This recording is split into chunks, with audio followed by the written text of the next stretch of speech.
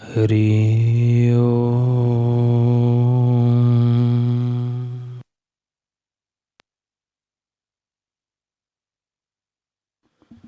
हरि ओम।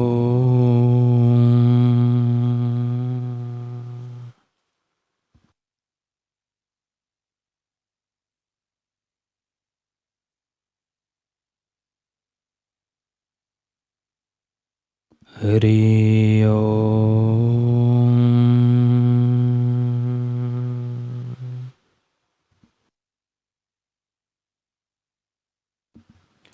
ओम श्री सद्गुरु परमात्मने नमः। श्री योग वासिष्ठ महारामायण।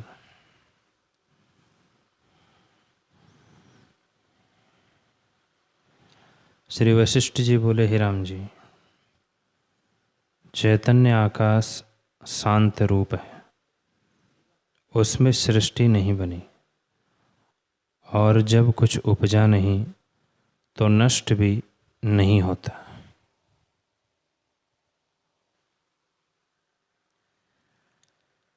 वह केवल शांत रूप है, परब्रह्म से जगत दिखता है।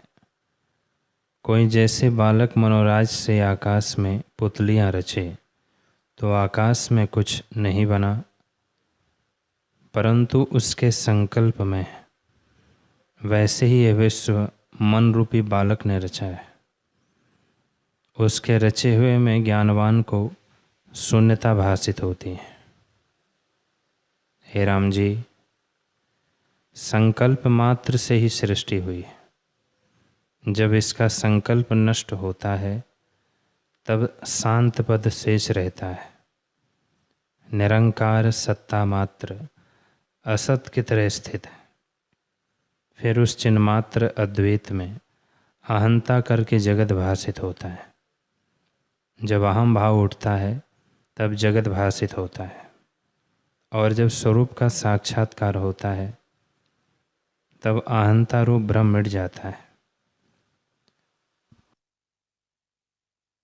जब अहंता रूप भ्रम मिट जाता है तब जगत और इच्छा का भी अभाव हो जाता है। इससे ज्ञानी को इच्छा और वासना कोई नहीं रहती। जब परिच्छिन्न रूप अहंता नष्ट होता है तब जीव उस पद को प्राप्त होता है जिसमें अणिमा आदि सिद्धियां भी सूखे तृण की तरह तुच्छ लगती है।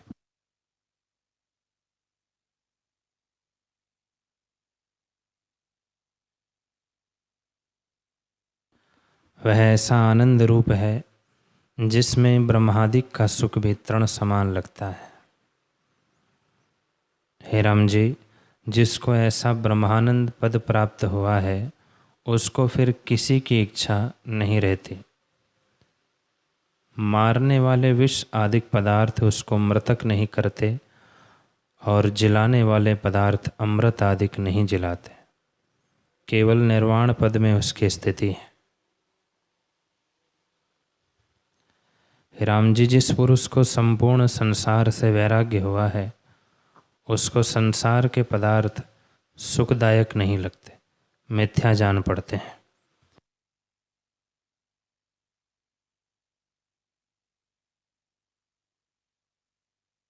वह संसार समुद्र के पार हो गया है। जिनकी संसार की वासना और अहंता नष्ट हुई है उनकी मूर्ति देखने भर को भासित होती है। वह वासनाहीन ज्ञानवान शांत रूप है।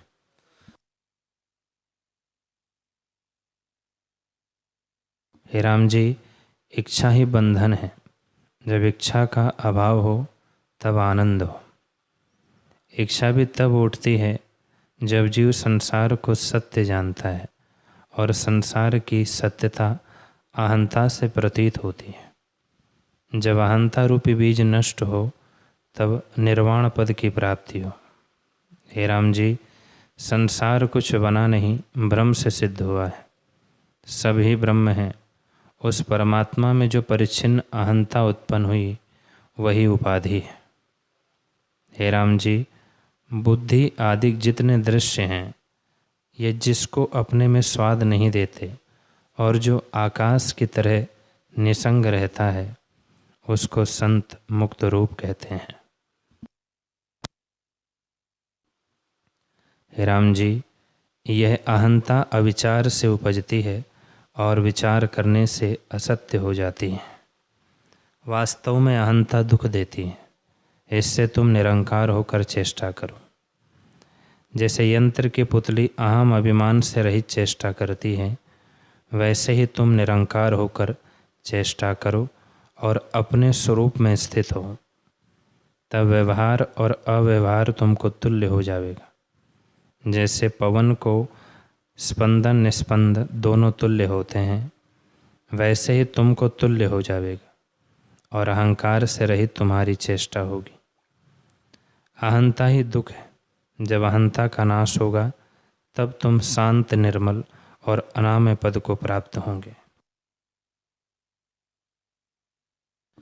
जो सब पदार्थों का अधिष्ठान है और सबका अपना रूप है, उसमें ना कोई सुख है ना दुख, ना कोई इंद्रियों का विषय है, वह परम शांत रूप है।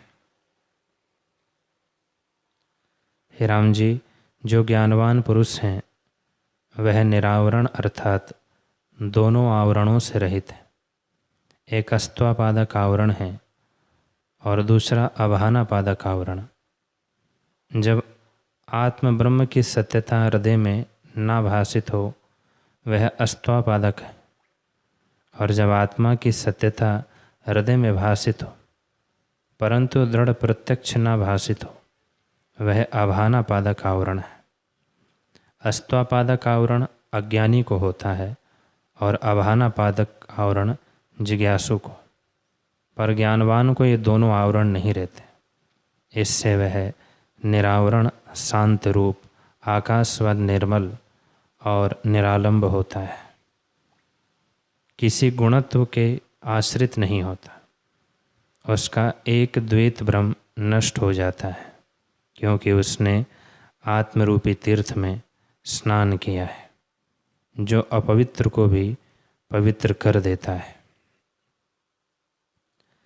जिस पुरुष ने शरीर में आत्मा का दर्शन किया है, उसका शरीर भी पवित्र हो जाता है।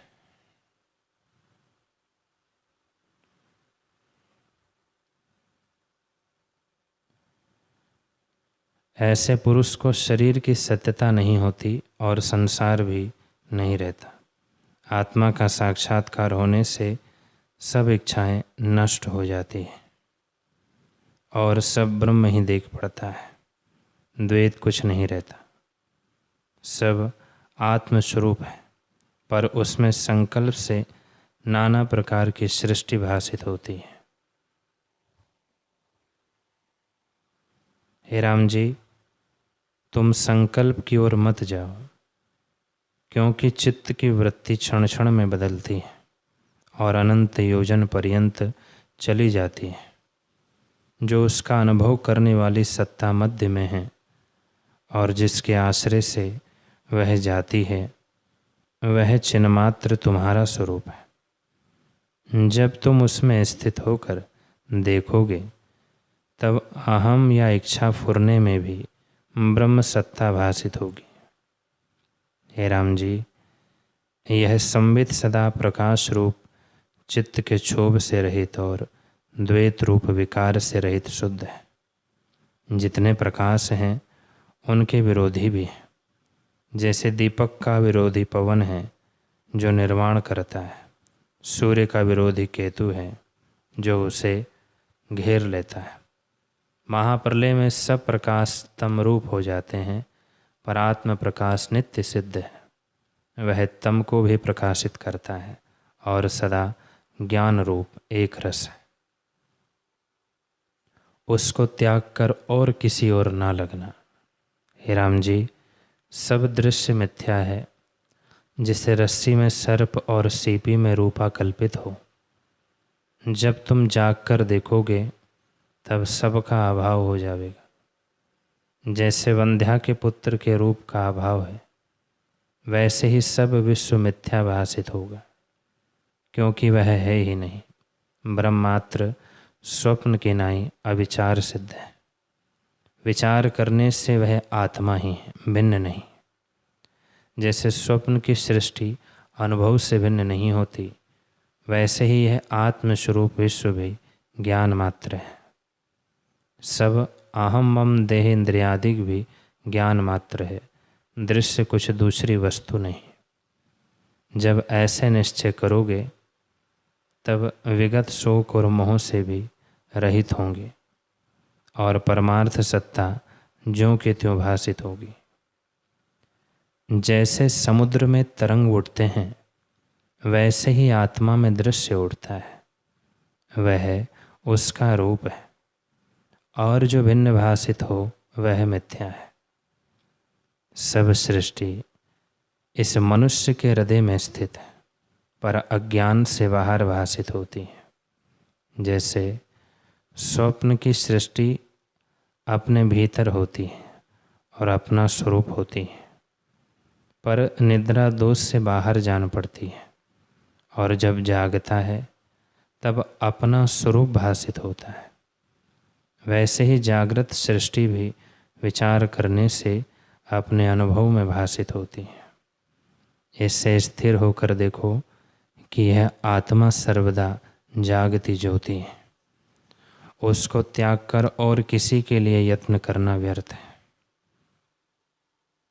हे राम जी, अपने अनुभव में स्थित होने में क्या कष्ट है। जो इसे कठिन जानते हैं वे मूढ़ हैं और उनको धिक्कार है, क्योंकि वे गऊ के पग को समुद्र सदृश से अपार और दुस्तर जानते हैं। उनसे बड़ा और कौन मूर्ख है। अनुभव में स्थित होना गऊ के पग के गड्ढे को लांघने की तरह ही सुगम है। जो कोई और पदार्थों को पाने की इच्छा करेगा तो उनमें व्यवधान है, पर आत्मा में कुछ व्यवधान नहीं, क्योंकि वह अपना ही रूप है।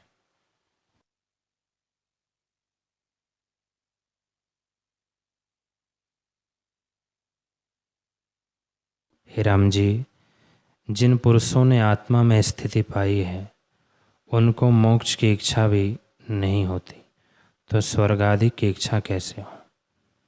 मोक्ष और स्वर्ग आत्मा में रस्सी के सर्प सदृश से मिथ्या भासित होते हैं। उनको केवल अद्वैत आत्मा का निश्चय होता है। हे राम जी, स्वप्न में सुषुप्ति नहीं और सुषुप्ति में स्वप्न नहीं, इनका अनुभव करने वाला शुद्ध सत्ता है, और ये दोनों मिथ्या है।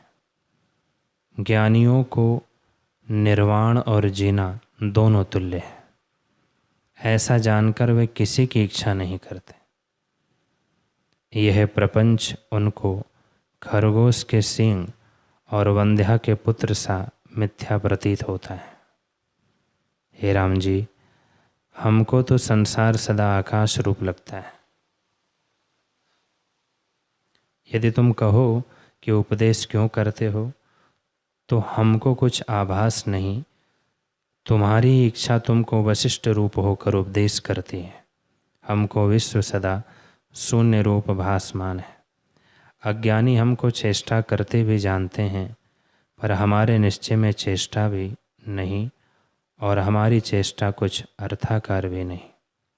अज्ञानी की चेष्टा अर्थाकार होती है, हमारी चेष्टा सत्य नहीं, इससे अर्थाकार भी नहीं होती। जैसे ढोल के शब्द का अर्थ नहीं होता कि क्या कहता है, और वाणी से जो शब्द बोला जाता है उसका अर्थ होता है, वैसे ही हमारी चेष्टा अर्थाकार नहीं, अर्थात जन्म नहीं देती, और अज्ञानी की चेष्टा जन्म देती है। हमको संसार ऐसे प्रतीत होता है जैसे अवयवी सब अवयवों को अपना स्वरूप ही देखता है, अर्थात हाथ पैर शीश आदि सब को अपने ही अंग देखता है।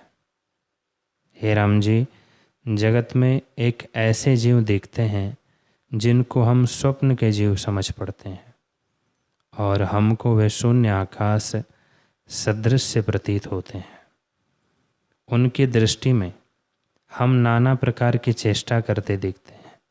हमको तो जगत ऐसा भासित होता है जैसे समुद्र में तरंग, मैं भी ब्रह्म हूँ, तुम भी ब्रह्म हो, जगत भी ब्रह्म है, और रूप अवलोक मनस्कार सब ब्रह्म रूप है। इससे तुम भी सर्वत्र ब्रह्म की भावना करो। अपने स्वभाव में स्थित होना परम कल्याण है और पर स्वभाव में स्थित होना दुख है। हे राम जी, अपना स्वभाव साधने का नाम मोक्ष और ना साधने का नाम बंधन है।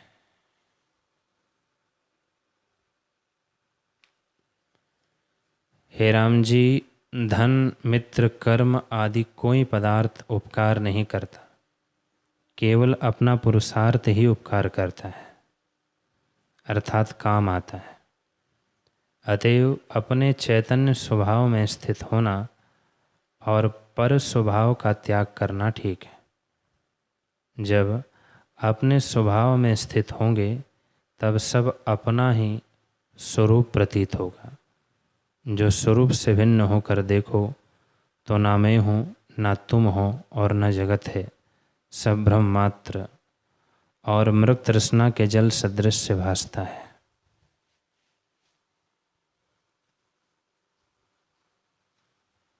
ऐसे जानो कि मैं भी ब्रह्म हूँ, तुम भी ब्रह्म हो और जगत भी ब्रह्म है। या ऐसे जानो कि ना तुम हो, ना मैं हूँ और ना जगत है। तो पीछे जो शेष रहेगा वही तुम्हारा स्वरूप है। हे राम जी, जिन पुरुषों को ऐसा निश्चय हुआ है कि मैं तुम और जगत सब ब्रह्म है अथवा मैं तुम और जगत सब मिथ्या है, उनको फिर कोई इच्छा नहीं रहती। और जिनको इच्छा उठती है उनको जानिए कि ब्रह्म आत्मा का साक्षात्कार नहीं हुआ।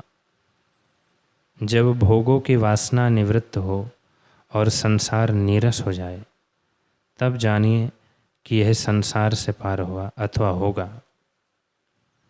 हे राम जी, यह निश्चय करके जानो कि जिसको भोगों की वासना क्षीण हो जाती है उसका स्वभाव रूपी सूर्य उदय होता है और भोगों की तृष्णा रूपी रात्रि नष्ट हो जाती है। यद्यपि उसमें प्रत्यक्ष भोगों की तृष्णा देख पड़ती है तो भी भीतर वासना जाती रहती है और ब्रह्म सत्ता ही सब में भासित होती है। संसार की ओर से वह सुषुप्त और मृतक के समान हो जाता है, अपने स्वरूप में सदा जागृत रहता है और अपने स्वभाव रूपी अमृत में मग्न हो जाता है।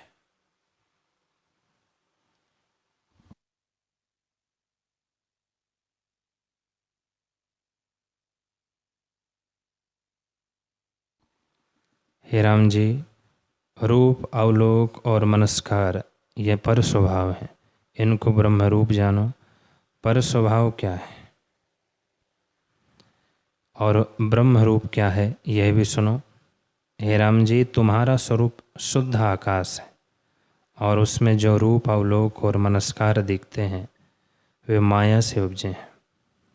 माया स्वभाव से पर स्वभाव है, परंतु इनका अधिष्ठान आत्मसत्ता है, इससे आत्मस्वरूप है। आत्मा को जानने से इसका अभाव हो जाता है। हे राम जी, जब ज्ञान उपजता है तब संसार स्वप्न समान हो जाता है और उसकी सत्ता कुछ नहीं भासित होती। जब दृढ़ता होती है तब सुषुप्त हो जाता है, इनका भाव भी नहीं रहता, तुरीयावस्था में स्थित होता है। जब जीव तुरीयातीत होता है तब अभाव का भी अभाव हो जाता है और परम कल्याण रूप सत्ता समान पद को प्राप्त होती है, जो आदि अंत से रहित परम पद है। ऐसा मैं ब्रह्म स्वरूप, परम शांत रूप और निर्दोष हूँ। सब जगत भी ब्रह्म रूप है, मुझको सदा यही निश्चय है और ऐसा भाव हृदय में नहीं उठता कि मैं वशिष्ठ हूँ। मेरा परिच्छिन्न अहंकार नष्ट हो गया है, इससे मैं निरंकार पद में स्थित हूँ। जब तुम ऐसे होकर स्थित होंगे तब परम निर्मल स्वरूप हो जाओगे।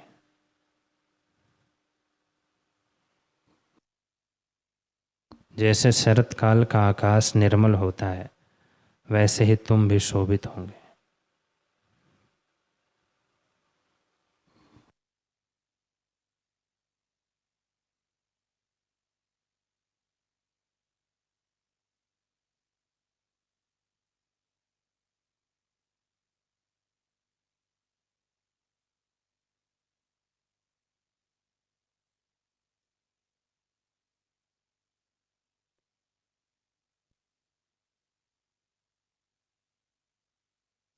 हरि ओम।